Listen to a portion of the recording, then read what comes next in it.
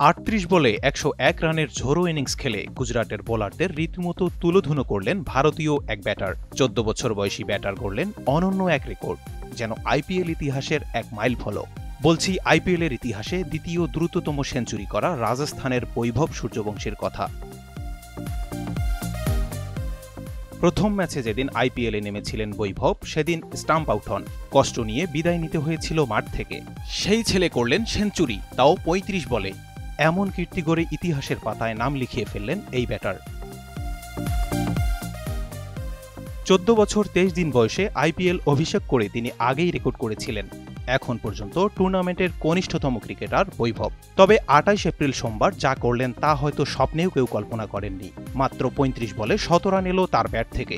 তার শতকে জয়ও পেয়েছে রাজস্থান। হাই স্কোরিং ম্যাচে প্রথমে ব্যাট করে ৪ উইকেটে ২০৯ রানের পুঁজি পায় গুজরাট। জবাবে বৈভবের শতক এবং জয়সওয়ালের ৪০ বলে ৭০ রানের ৮ উইকেট এবং ২৫ বল হাতে রেখেই জয়ের বন্দরে পৌঁছে যায় রাজস্থান। লখনৌ সুপার জায়ান্টসের বিপক্ষে নিজের আইপিএল ক্যারিয়ারের প্রথম ম্যাচ খেলেন বৈভব। বান্ডেল থাকলে প্রতি সেনমানিতে টাকা বাঁচবে। বিকাশ সেনমানি বান্ডেল কিনে জিতুন প্রতি লেনদেনে। সেই ম্যাচেই রেকর্ড করতে পারতেন হাফ সেঞ্চুরি করে, তবে অল্পের জন্য সেটা করতে পারেননি। বৈভব ২০ বলে ৩৪ রানের ঝোড়ো ইনিংস খেলেন। হাফ সেঞ্চুরি হাতছাড়া হওয়ায় কেঁদে ফেলেছিলেন তিনি। বৈভবের মাধ্যমে ভারত খুঁজে পেয়েছে আরেক ক্যারিশমেটিক ব্যাটারকে।